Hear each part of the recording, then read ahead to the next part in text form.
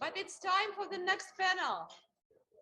And it's an interesting panel because it will be actually very creative. In addition to our awesome speakers who are scheduled to be interviewed by our Newburgh Girls Code Club, who is present. So we are using our hybrid mode. So we have 3 speakers, I think, joining us on Zoom. And we have only 1 speaker. Okay, I will be second one. Join in person. And we have girls in person. So that's why, just to feel the cheers, I would ask you to join the stage. The physical stage, please. Andrea, you come here. Another Andrea, please come here.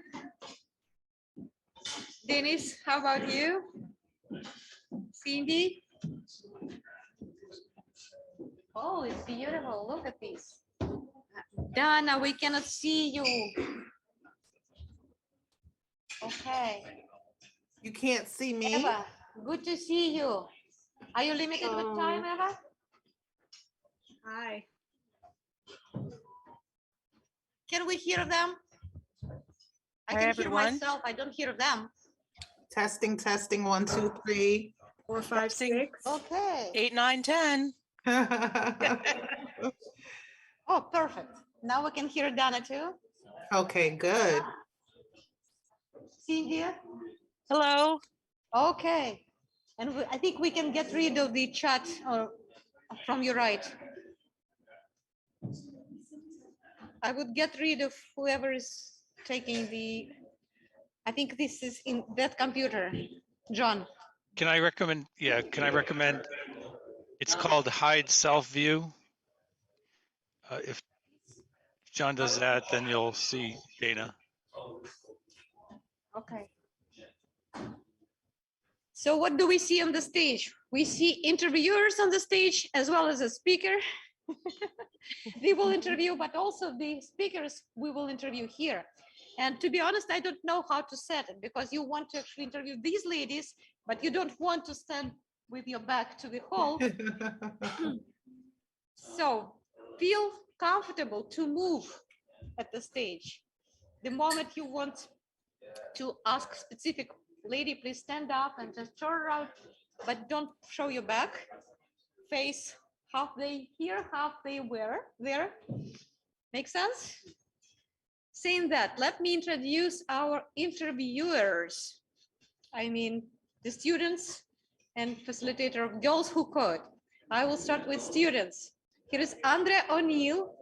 Wave everyone, just like, hey, here's Andrea. Okay, here's her first year with Girls Who Code. What grade you're at? I'm a senior in high school. And she has to learn to speak up. This is always the challenge. So now you have to practice it. Say it again. I'm a senior in high school, everyone. High school senior. Okay, Andrea. Next is Denise. Denise? Huh?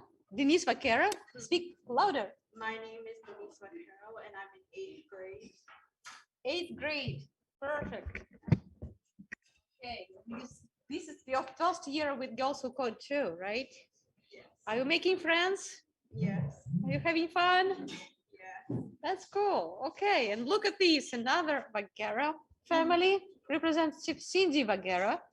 Those 2 sisters. Yes, that's true. So hi everyone, my name is Cindy Vacquero. I'm a Montgomery college student, and I'm a mentor for the Girls Who Code.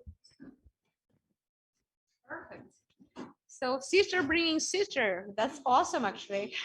We're building dynasties here, right there. Okay, and now introducing to our first speaker here, Andrea Tejedor. My name is Andrea Tejedor. I'm a former assistant superintendent for curriculum instruction and technology at the Highland Falls Fort Montgomery Central School District. I've been actively involved in the instructional technology community in the region for the past 20 years. I'm recently retired and am exploring a new role as an education consultant and strategist for an education distributor, technology distributor called Trunks. Awesome. And what are you doing now? You said former. Former, yeah. Okay. I'm a education consultant and strategist, and I'm working with school districts around the country to build a technology profile for where they are today and map out their vision and help them achieve that ultimately so that we can really assess how the use of technology supports students' learning and their learning outcomes. That's awesome. But also it's worth to mention that Andrea Tejedor is leading our hackathon tomorrow. Okay, watch out. You will experience the full power. Okay. Saying that, it's time to introduce our speakers. And shall we start with Eva? Eva? Hi, everyone. Thank you for having me, and I'm happy to be here in 2D format, not 3D. But my name is Eva Sofianos. I am a Lehman College lecturer and deputy chair of computer science. I see there are a lot of IBMers here. I'm a former IBMer, IBM Poughkeepsie and IBM Watson research. So I think I have some things in common with Andrea because I'm currently working on a computer science certificate for educators. Maybe we can chat about that after. But thank you. Should I pass it on to Cynthia? Sure. Thank you so much. It's great to be here with everyone. I'm Dr. Cynthia Marcello. I'm a professor of computer science and data science at North Central University and University of Maryland, and former CUNY professor for 14 years and former business owner for 15 years. And a computer science business, I should say, a software development and database development business.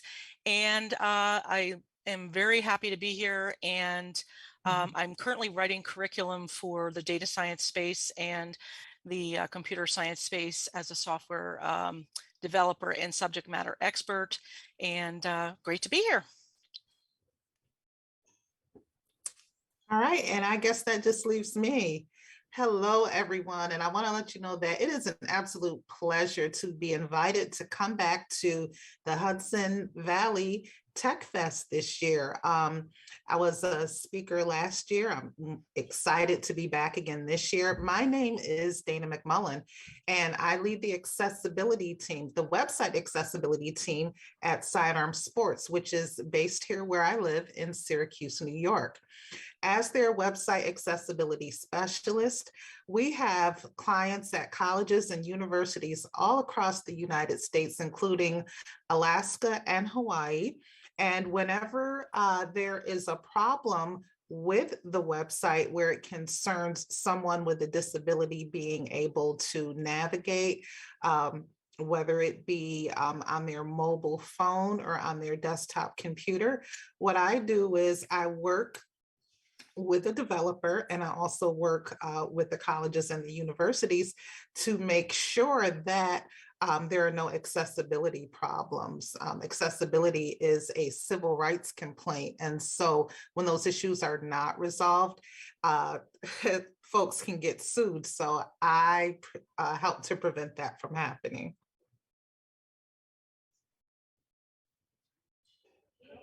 Yeah, so I guess I can tell you a little bit about my history. I started in accessibility in 2002 at Syracuse University, where I helped the then director set up accessible solutions for people who had visual impairments. So I've done a lot of Braille, electronic textbooks. We also did website accessibility, and we also set up remote captioning for people who were hearing impaired. And this was at the graduate as well as the undergraduate level. I left Syracuse University in 2005, and I set up accessible solutions across campus, where I made recommendations and installed software across the campus community.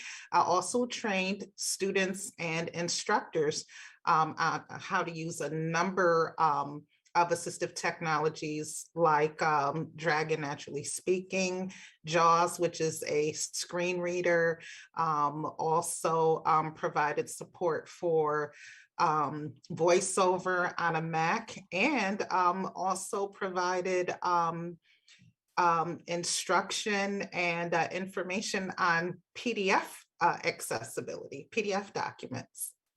So yeah, that's an overview for me. Glad to be here.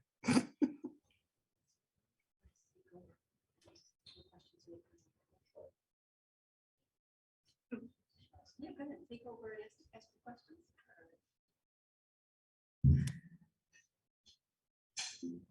Hello. Hello. So Hello. my first question for everyone is, how do you all feel that the tech industry has changed in the last 5 to 10 years? Sure. My first question is, how does everyone feel that the tech industry has changed in the last 5 to 10 years?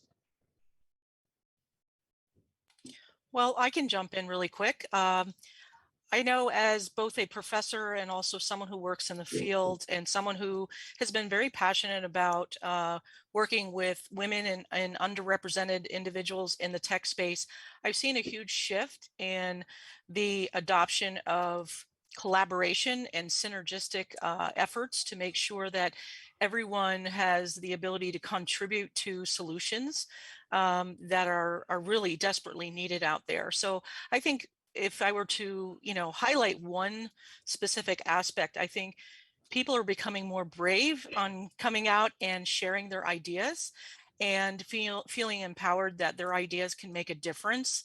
Whereas, when I first started as a student at Lehigh University in the 90s, women weren't always allowed to speak their mind in the realms of technology. So I've seen a huge shift in women being accepted in their input, and that's a very exciting trend that is really rewarding. I agree with what you said, Cynthia, and I would like to add, in the past decade or a little more, open source has really sped things up. Having many people collaborate on projects and push them to where they need to go has really made a change and set a different pace for progress. So I look forward to, seeing things happen in the future that we haven't even thought of yet. And with addressing the females in tech, not that many, at least we're improving. And it'll take time to see more women in tech, but one step at a time, we'll get there. And we have strong advocates, male advocates that we work with, or I know that I do, and I'm sure that you as well do, where we can all find a balance, make things work, make progress, and be innovative. So I'll hop into the discussion now. I am really in love with how technology has helped to transform the higher educational landscape, as well as grades K through 12, as we have seen with the pandemic, with kids having to stay out of school and learn from home. But when it comes to the higher educational front, I've seen this boom of educational opportunities that can be taken advantage of on the internet, where, before, if you had difficulty with driving, or if you didn't have a car, or if you had to stay home, maybe 5 or 10 years ago, you did not have access to virtual learning the way that you do today. So, we're also seeing changes with price, in what's being offered. I mean, there are a lot of free things out there. So Google is offering free and low cost opportunities. I know that a lot of people use Udemy, Coursera, things of that nature. So, and also where it concerns entertainment, like if you have Wi-Fi or internet in your home, you can subscribe to Netflix, you can get, what else is out there? Roku, Disney Channel, things of that nature. you pay maybe, I don't know, maybe $5 to $15 for the month, and you have all of these movies and television shows that you can have access to. I mean, and we know how expensive it is to go to a movie theater now, right? So for the price that you pay to go and see one movie, you can just sign up for a subscription and you'll have access to lots of shows. So really excited to see all that change. Now, don't get me wrong, I miss Blockbuster, but this is more convenient.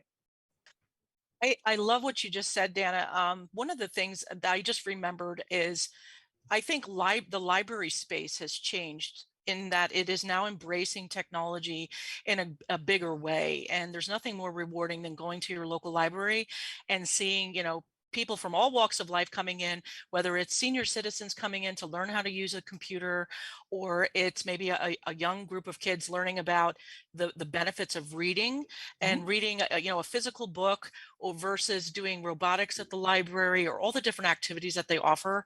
A rich array of activities are now offered in those spaces. And I think that's something that's really important, that and after school programs and things like that. Technology is kind of weeding its way into all of those different areas. And, just going to your local library, you can now take some really great tech courses and workshops and, get involved with those things. Sure.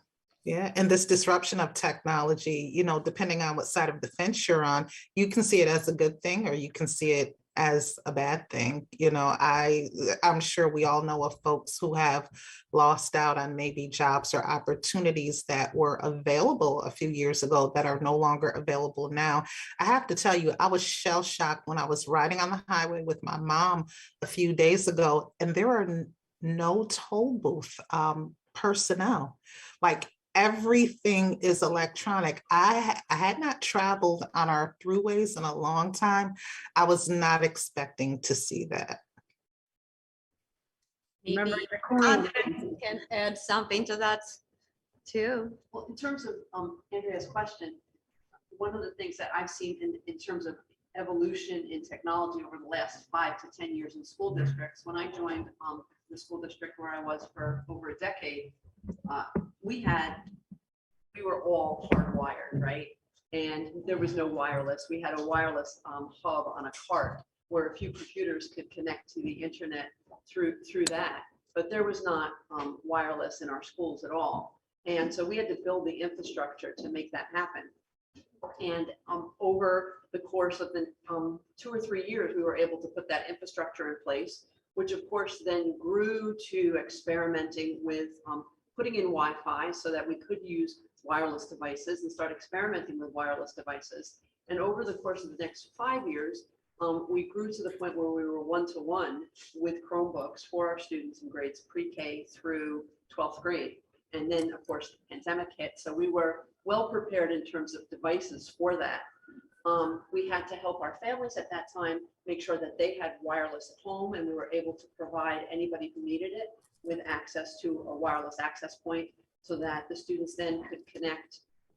They had device, they had access, but then it was a question of the skills to use the devices, not necessarily for the students, but for the families.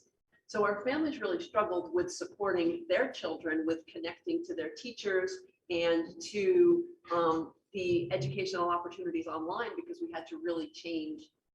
We had to really educate our parents on how to use the devices that the students were already familiar with. Also, so the evolution was, going from hardwired to wireless to getting devices, and now, of course, accessing content. And one of the things that Cynthia mentioned was our libraries. Also, what we've seen in our schools is the evolution of spaces and instructional approaches because of access to the technology. And now students can access their teachers or their content from any place in the classroom. So we've seen libraries really take the lead in redesign, where the stacks are now pushed back to the walls, and the center spaces are collaborative spaces where students can learn together. There's collaboration tables, there's maker spaces, there's 3D printers, there's laminators, and I don't know, laser cutters, laser printers. There's all these things in libraries that you can use to build and create. And so I think one of the things that we're seeing as a result of this influx of technology is this need to really empower our students to use it in creative ways, and really give you those opportunities to reach out to audiences you never had before. For sure. Yeah. Very good responses. I'm going to let now Denise come up here and share her question.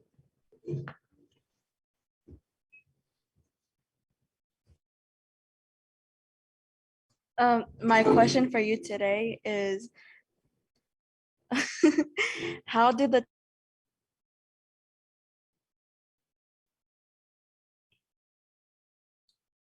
Oh, is she frozen on your screen? Seemed to freeze. Yep. Yeah.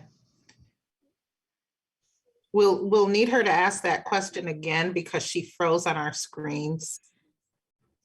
My question was, how did the tech industry affect your life and what difference did it make?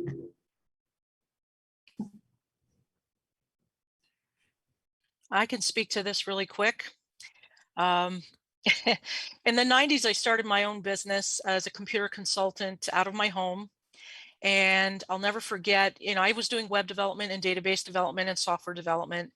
And I posted a $25 Yahoo ad for my services, and thought to myself, I was in the middle of the Poconos in what would be perceived as a cabin. And I landed a contract with the Department of Defense from that. That was an $80,000 gig. Okay. And I never thought that, and again, this was when the internet was superbly young. And I never thought that, my business would be successful to that level. You can be an optimist all you want, and you can be very, confident in your skills and very happy to, jump all in. Well, I never expected that. So I think one of the things that I would want to share with everyone is that you want to take a chance on yourself, take a chance on your opportunities that come your way, be thankful for the blessings that come along your way, and you can make a difference. So I guess I'll go next.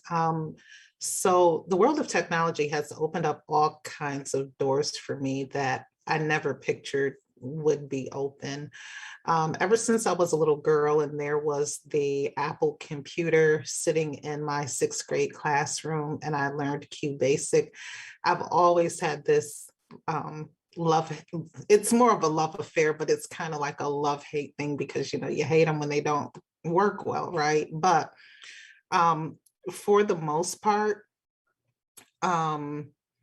just taking the courses that I took at Onondaga Community College in Computer Information Systems, and then going through the Careers in Code Bootcamp more recently, which was a tough program, but the organizer of that program said, if you can get through this and graduate as a full stack web developer, it will change your life. So, folks can tell you that, but your level of success also depends on your own self-determination.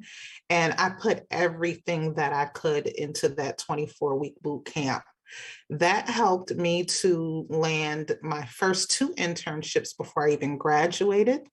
I got another internship after that. And then I worked with an employment specialist at the On Point for College program who helped me to clean up my resume. And she said to me, you need to put this up on LinkedIn. And I did that and forgot about it for about a year. And then bam, here I am, accessibility specialist at Sidearm Sports, right? So how it's changed my life is that, when you get into a career, you want to make money, right? No matter what you're doing. So I would say that I'm definitely at the income level that I feel I need to be to support myself and my family, which is, important. I feel like I have job stability and I am in a career that I love because it's the perfect combination of being able to help people and work with technology. So I would say that no matter what field of technology you go into, if you have the basics down for where you decide you ultimately want to go, if you just want to be someone who is just comfortable being behind a computer and you don't really want to deal with people, well, technology has a place for you. If you're someone who is like, I like technology, but I don't want to be stuck behind the computer all day as a coder programmer, I want to do something tech adjacent, like maybe project management or something like that, you can do that also. So as far as the changes that it's made in my life, I'm exactly where I want to be at this point. So, I would say for anyone who's is on the fence about whether or not they want to go into technology as a career, I say give it a chance. There's plenty of opportunities out there, and it can change your life like it changed mine. Everything's great over here. So I guess I can go next. I never thought that I would be where I am as a child, I guess. And to give you a little bit of background, my father didn't even finish the 5th grade. My mother kind of got a GED, maybe. And I'm a girl from the Bronx or Washington Heights, depending on how you look at it. And I had to work to help pay the bills as a kid, and didn't know if I was going to be able to finish high school even, let alone pursue graduate studies. So enough with the sob story, everything turned out great. I ended up working, juggling, finishing high school, initially studying accounting in Greece, and then coming back to New York, did some back and forth, and realizing that I love computer science. Worked to pay through college, realized I needed an internship because otherwise I would not be able to get a job in the field, and said, well, I have to find a paid internship. I need to pay the bills. This is where I can relate to my students so well because I feel their pain. It's difficult. And I saved up just enough money to take a risk. Now, I don't necessarily advise this, but I to take a risk and take an unpaid internship initially. And then after that unpaid internship, not only did I have something good on my resume, but I was able to get a paid internship, another paid internship, a co-op-ship, longer term, a full-time position, and break the boundaries of basically poverty. And although I don't like to use that word because I always had food on the table, luckily, and go to IBM Research. I had some really good recommendations from people at the college, and they believed in me. So I went for more interviews and got the position. And one thing after another, here we are about 20 something years later, and I'm now back at Lehman College. I took a basic pay cut so I can leave corporate America, but give back to the community that helped me break those boundaries. And I didn't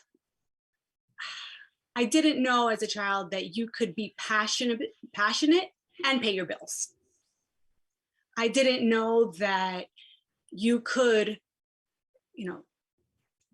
juggle, find people who will support you and be advocates for your talent and help you see the light, see where you needed to go, and just move forward. Now I know that. And I want to help others when they have a question of like, you think I can do this? Try it. You think you can tell me what comes next? Well, now, since I've been around the block a few times, I have a better idea of what comes next. Can't predict the future, but just like my co-panelists here, we have a good idea of how things play out. And I'll speak for you because you already said it, that you're kind of grateful. And I'm grateful to be where I am today and have seen and done the things that I have done, met the people that I have met, and use technology to move forward. So with all of that in mind, I want to say that yes, you can fulfill your dreams. Yes, you can find something that you're passionate about. Now, if you are interested in tech and interested in being a developer, great. If you're interested in being a user of tech, because you have some other cool, let's say even a startup idea or whatever it might be, that's good too. Now, technology can open your doors whether you are a creator, a user, a friend of a creator, or you know someone who can search for you because you haven't sharpened your skills yet. But anything is feasible, and almost anything is feasible within logical, realms. So that's all. I think I can give it to Andrea and hear what she has to say. It was so important to hear the real experience firsthand and seeing you getting emotional. And I have to mention here, because you probably don't see the access to speaker's bio, that Eva is running Google Developers Group in Bronx, and she's doing, we don't see it, okay. So she is doing a lot of community development. She is nurturing her community the way she actually was probably would benefit getting nurtured. That's what we do here. We nurture each other and help each other, just uplift each other, right? But let's not forget about our speaker in person. Andrea, what's your experience? So I have to echo a lot of what my co-presenters said, my co-panelists said. I never envisioned being where I am today, ever. I actually, when I went to college for my undergraduate degree, I started studying electrical engineering at RIT in Rochester, and proceeded to fail out. And so knew that I had to regroup and find a different pathway. Ended up graduating with a degree in economics, fine, but never knew what I wanted to be when I grew up, I guess I have to say. And I dabbled with a lot of other positions, running nonprofits, buying and selling fine art and antiques for a while. Anyway, ended up going to Mount St. Mary College, and I got a master's degree in elementary education. And after being in the classroom for a few years, decided I wanted to try something else too, because I became very interested in a degree in instructional design and technology. Ended up going back to school for a degree at Seton Hall University. And while I was there, a professor really took an interest in me and asked me to apply for their doctoral program in education, leadership, management, and policy, which I did. So while I was studying for my doctorate, finished the degree in instructional design and technology, I was working with teachers in my previous school where I had been teaching to build different interactive instructional tools for interactive whiteboards. At the time, we had smart boards where I had gone to school, where I was in teaching actually. But I got a job as a professional development specialist for instructional technology at a BOCES in New York State, and ended up teaching 2 teachers and providing them with support to learn how to use different instructional technologies in our 4-county region. So teaching in about 50 different school districts. And I did that for 4 years. But that door opened up the opportunity, that opened up the door to go to a school district as a director of innovation and instructional technology. And that grew to my position as an assistant superintendent in Highland Falls. Never would have dreamed that I would be, pulling cable, Cat6 through ceilings to put internet drops in classrooms because I had to. Never dreamed that I'd be worried about cybersecurity attacks and the breach of student and staff personally identifiable information. Never dreamed that I would be talking to school districts around our country about how they can create a blueprint to help them move forward and really implement plans so that they have the instructional infrastructure for students to benefit from the instructional technologies that we have access to today. So never would have dreamed any of it was possible. I'm very grateful for the doors that have been opened because I chose to go down this pathway. Not a lot of women sitting at tech directors' tables, but there's a few of us. And but we always found that the conversations were very supportive. We always approached problem solving together. And I think I'm so grateful for the people that I've met along the way that number one, believed in me and empowered me and pushed me to take that risk and to be brave enough to go out there and have those conversations and to be brave enough to really push other people to join with me and build those communities where we support each other and we try to make things happen. So I agree with all of that, and it's really a pleasure to be a part of that learning experience, whether it's virtually here with everybody or whether it's you know, in my digital life and in my leadership life.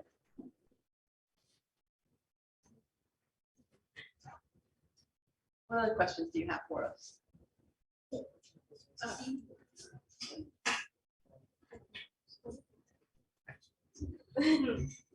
Right. So, hi everyone. One of my questions is that what are some challenges that you faced, especially being women in the tech field, and how did you overcome it? I'm going to jump in real quick with that one. One of the challenges that I faced was I would sometimes feel like an imposter. Like, do I really know what I'm talking about? Because I'm not somebody who came at this from the nuts and bolts side of things. And here I am building networks, talking about switches, talking about the MDF and the IDF. And I really have no idea what I'm talking about, but I've listened enough that I can kind of piece it all together. I'm not a network engineer by any means. And then being able to sit down and have these conversations and I guess you say things enough and you believe what's coming out of your own mouth, right? And you like, what's that? You fake it till you make it. And, you know, again, allowing yourself to believe that you can do it and building up that confidence, because there were things that I did not know about switches and closets and cables and Cat 6 and Cat 5 and wireless and building those networks. But so I think that was a piece of it for me. It was like, how can I be credible when I don't even believe that I know what I'm talking about?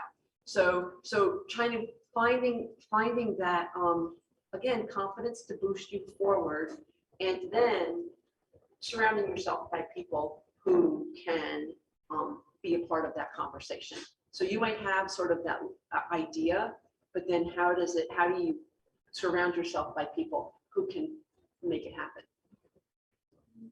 To add on, like, how did you do it to get that confidence up, like to not feel so? How did I do that? Well, I had family members that believed in me, and I think that along the way I could see that people were believing what I was saying, even if I had doubts in the back of my mind. So I developed like teacher leadership teams at the school district, and instructional technology leadership teams, and the teachers came on board, and we started to build and create together things that I never could have done by myself. And I had technicians, network technicians that were a part of those conversations as well. And then they would add their perspective to it. So I think all those different lenses coming together towards a common conversation around something that I had started to sort of want to build, and to see that everybody was sort of gathering around that and believing in it. I knew that I couldn't let them down. So I had to move forward, and I had to do what we set out to do because they were relying on me to build it. Thank you. If I can just go next, what I can offer to the conversation is that I had to overcome the challenge of being afraid to ask for help. I want to say that the tech community here in New York State is the warmest, most welcoming group of people that you would ever want to work with or work beside in your life. I'd never experienced that before. it was through the Careers in Code program that I learned about the different meetups here in Central New York and around New York State.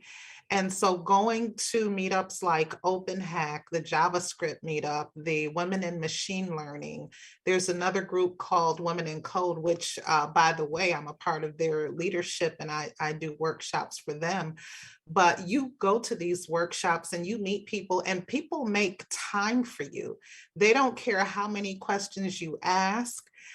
They'll give you their LinkedIn information. They'll give you their Slack information, you know, and when they say, you know, hit me up, it doesn't matter if you're in school or on the job, you know, I will mentor you. They say that and they follow through. I've never had anyone make me feel like I was asking too many questions or taking up too much of their time. And so as I see others who are coming through schools or boot camps, you know, the one thing that I can say that makes a difference is just having someone there along the way to kind of hold your hand and say, you know what, I'm gonna help you get through this. I'm gonna help you to push through this. I'm going to check on you to make sure that you're getting your work and your assignments done. And these same people, when they see what your self-determination is, when you meet them halfway and they know through your questions that you know what you're talking about, you may not be quite there, but they'll recognize if you're on the right path. These same people will help you to get jobs. You'll be able to use them for references. I mean, I have, you know, a lot of times you don't even have to ask, they'll just offer, hey, you know, you're doing pretty good there. When you get ready to pass out your resume, feel free to use me as a reference. So these connections that you make by coming to HV Tech Fest, you know, through your internships and things like that. Remember the people that you meet along the way, write their names down. You know, even us on the panel today, right? You guys are asking questions. You know, you never know where I'm gonna pop up. I am all over the place when it comes to these hackathons and these meetups. Walk up to me and say hello or hit me up in the chat, because you know, those of us who are already sitting in these seats, we can tell you what it takes to get here. It's not easy. I mean, I don't in any way want to say that, you know, I started one day and the next day I was sitting, you know, in a leadership position at a major tech company. Let me tell you, I wanted to say, honey, no, honey, I put in the work. So, and we're here to encourage you. We're here to encourage you to stay the course. Every little step that you take towards a career in tech is only going to lead to success. Just stay the course. Donna, you got my heart fully. Now you see why we invited these leaders, because they are actually amazing. They are uplifting you right here, right there, embracing, nurturing, and just saying, go baby, go, you can do it, right? This is amazing. Thank you, Donna. You really, yes, I love you too. She's so special. She's doing community development in upstate. We're doing community development here. Eva is doing this in Bronx. We have Google development group in the Hudson Valley. We have a lot of communities here, technology communities. I shall say those are givers. We just need the space where we can meet and help each other.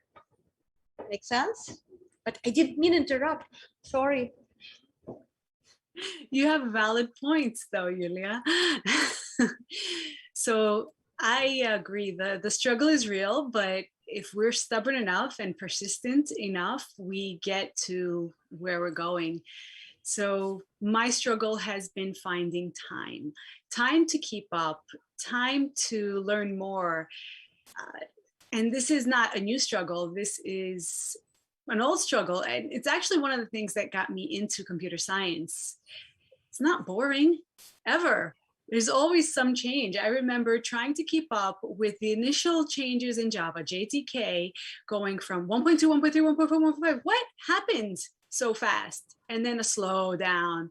Now we're at, I don't even know, 13 was the last one. Did we change? Yeah, okay.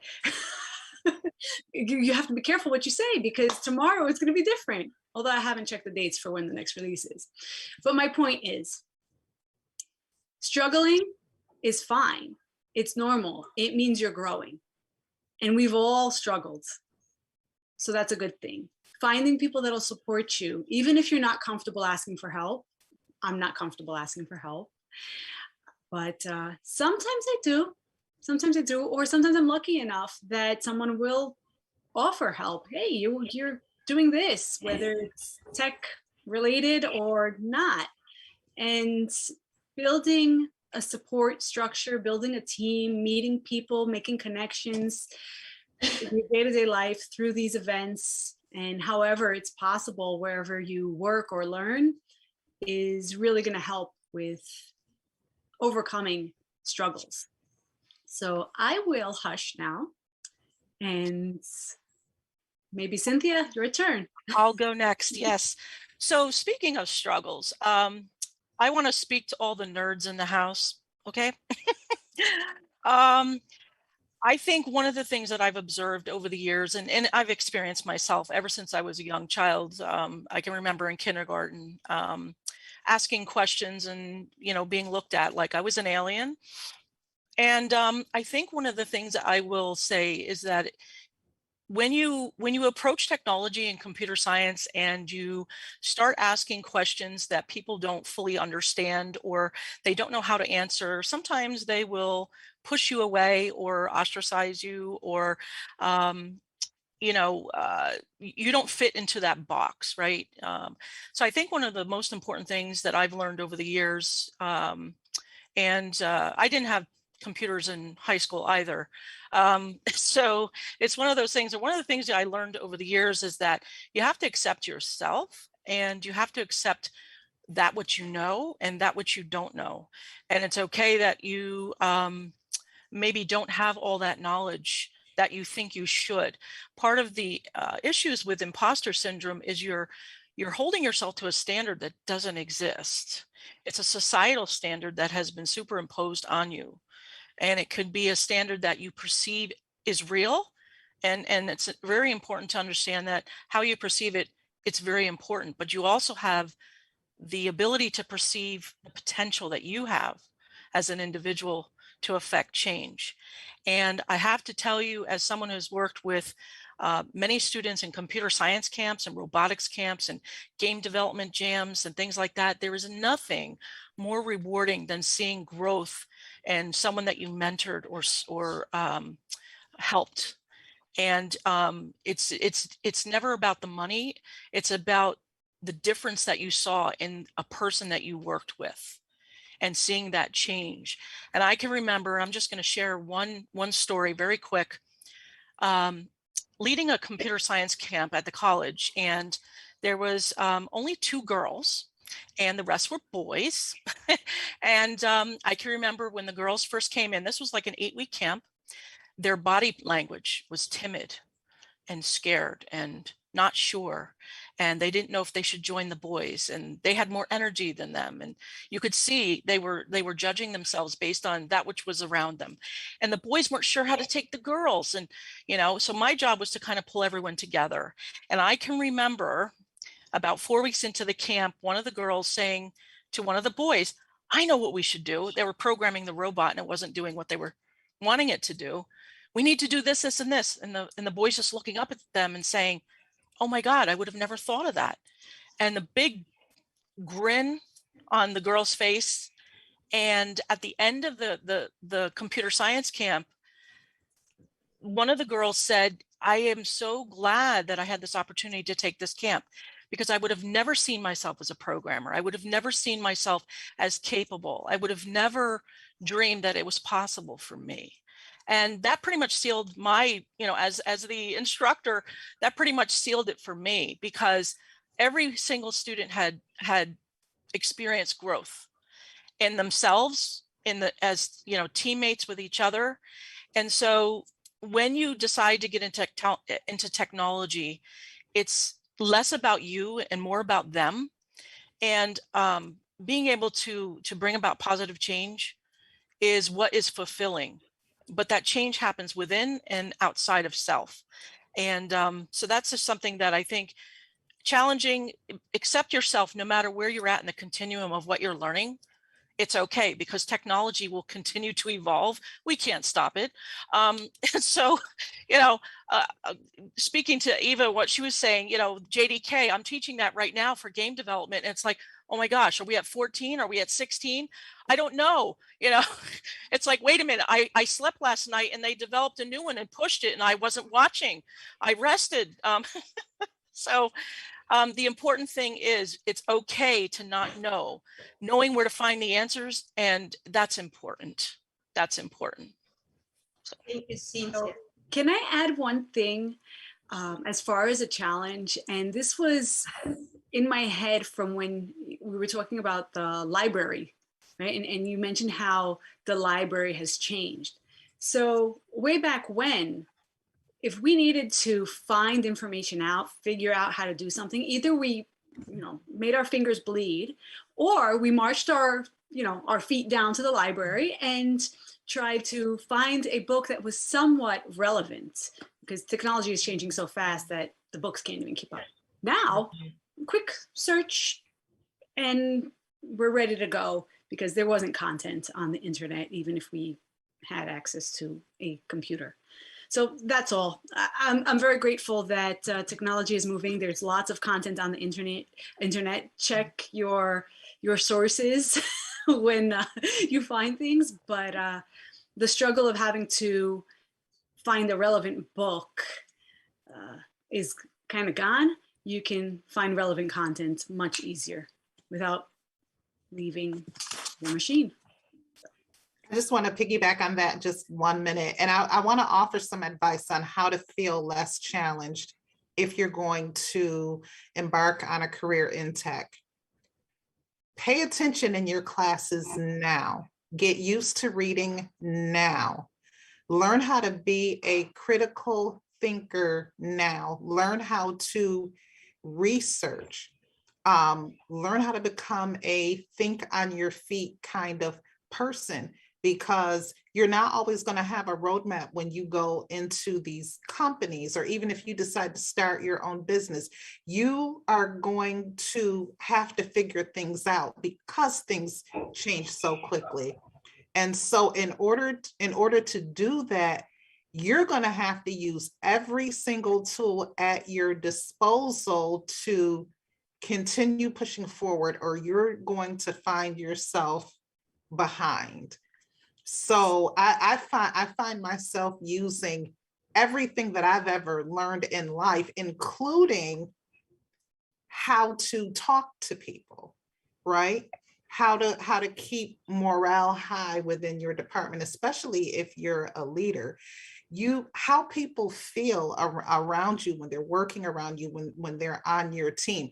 That's important. Treat people the way that you want to be treated, but also be a person who is able to, read and understand, think on your feet. So that way, when things change, as they always do in tech, you can stay either on top of your game or ahead of the game. Awesome. I don't think we have much time left to bed, right? Because I want conversation to continue. So what I'm wondering, if we have any questions from audience, maybe just to wrap it up with one question. Yes, okay. We have a volunteer. Come on.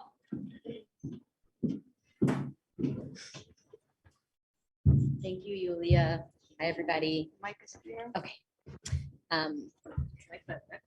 Thank you. Should I look here? Should I look here?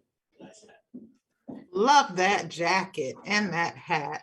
Many blessings. I appreciate that. I'm going to look at you on the screen, I guess, or I'm going to direct it here. But my name is Anusha Mehar. I have the wonderful privilege to do some work with OpenHub and these lovely students on this stage. And one of the things that I love the most about tech is that it exists at the intersection of virtually every other profession at this moment in time in 2021. There's not an organization or an industry or an institution that is not some way involved with developing an app or already has one, or encoding, you know, all of their information online. And so that can be, I think, so inspiring on one hand. And then when I put myself in the position of perhaps being a young person entering into the field, I think that can also be extremely overwhelming. And so my question is, how did you find your niche in tech? And how is it, I heard a lot of you talking in different circumstances about all of the experiences that informs like where you are now. And so how did you find your niche, and what advice do you have to these young women in particular in regards to how they can find the place that feels aligned in their own integrity, particularly at a time where I think, you know, entering into the corporate field is not necessarily the end all be all priority so much as aligning yourself with a values and mission aligned organization for your own life and priorities. That's questions. Well, I'll jump in. go ahead. Oh, you, okay. I always feel like I'm a teacher first. I actually started teaching Spanish to preschool students. So I view myself as an educator first and foremost. And everything that I have done from the time I started teaching to today has been driven by that. When I was a professional development specialist working with teachers, when I was a teacher in the classroom, as a director of technology, as an assistant superintendent, it was always about, what does this do for our kids? And how does this benefit them? And how does it benefit their learning? Not necessarily their learning outcomes from a quantitative perspective in terms of their score on a state test, but in terms of who they are as a person and how that can help them develop. It was always about, and this will sound cliche, I understand, but empowering their voices and giving them an outlet for a voice. So it moved beyond the people in the classroom to potentially an audience worldwide. So as I got deeper and deeper into the technology, I felt that I was giving the students more and more opportunities to express themselves and to be a part of a larger community. Thank you. That's an awesome story, Andrea. And I kind of have a similar one. When I was a student at Lehigh, I majored in psychology, and technology was not a big thing. You know, it was in the 90s, but I worked with autistic children. And one of the things that I noticed in our lab was that one of the boundary issues that they had was they were given a very, we're going to call it a very complex computer to work with, as a means of basically reward for good behavior, right? But the software that was on the computer was very, it was very limited. And so the point I'm trying to make is that at that moment that I saw the student, the child frustrated because they couldn't work with the software, it didn't support their learning abilities, it didn't support their you know, some of the students were nonverbal. It just didn't support them. I decided at that moment, even though I was a psych major and I loved human behavior, I wanted to develop software that helped students in the classroom with disabilities and autistic children. I didn't know how I was going to do it. I didn't know what was involved. I didn't know any of that, but I knew that I wanted to change the machine, because the machine wasn't supporting the needs of the user in front of that machine. Another, just a very quick, you know, when I was in the classroom with another group of students, the nonverbal students would use assistive technology to speak in a group setting. So they had this little robotic type of device that would basically speak for the student when, you know, they wanted to say please or thank you or hello or just interact with their peers. And I thought, well, this is very interesting technology. I don't fully understand it. I want to get to know it better and understand the extent to which it actually facilitates change in that person. And just watching that student being able to be part of the group and not be ostracized because he wasn't verbal, to me, that signified in me that I need to learn more about how this software works. I need to understand better how it can affect change in someone's life. And so that was basically, that was a pivotal point for me. That's what drove me to learn how to write software and how to marry my love of psychology and behavior to the technology. And now, of course, it's expanded into machine learning and machine behavior, but they're all systems. So, yeah. Thank you so much. I love that. So I guess I'll go next. I was in my final semester, computer information systems at Onondaga Community College. Prior to enrolling in my final year, disability services was down the hall from the department that I was currently working at. So I was in school. I think I was in school full time. Yeah, I was in school full time, and I was also working full time. And so I was an office assistant for the Collegiate Science and Technology Entry Program up at SU. Loved my job.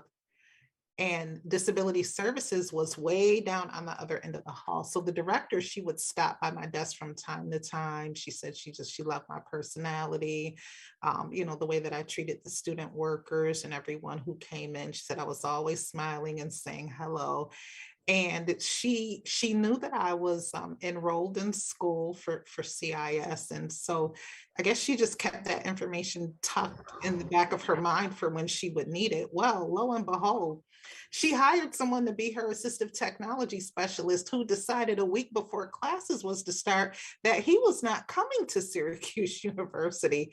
And it left her in a bit of a quandary because she had a lot of materials that had to get prepared for two students who were on the graduate level, and electronic textbooks needed to be created, Braille needed to be created, and so on and so on. And so she stopped by my desk one day and offered me a job that she claimed would double my salary. And she said, well, there's only one catch. You're just going to have to stay, you know, connected to me hip to hip for at least the next month or two so that I can show you everything that you need to do. And when I tell you, that is what literally happened. I'm talking about breakfast, lunch, dinner, weekends, nights, learning how to support students with a wide range of disabilities. And she sent me away to Florida by myself for a whole week to become JAWS certified. I cried on the third day. I'd never traveled without my family, but I mean, I got myself together and I did it. Well, my mother told me to get myself together, but that's beside the point. So I say that to say, she saw something in me and she used me for what she needed me to do. But the job was only supposed to be interim, temporary. I wound up getting the job full time. I had to go through a search committee. I was terrified. I didn't even know that that search committee was a thing in higher ed. So you never know who's watching you. You never know when an opportunity is going to pop up. When you just make up your mind that you're going to let your light shine and you're just going to be the best person that you're going to be, you see life as an opportunity to always learn and grow. Trust me when I tell you, others are going to see that also, and doors will open for you that you never imagined. And so I said that to say tech found me.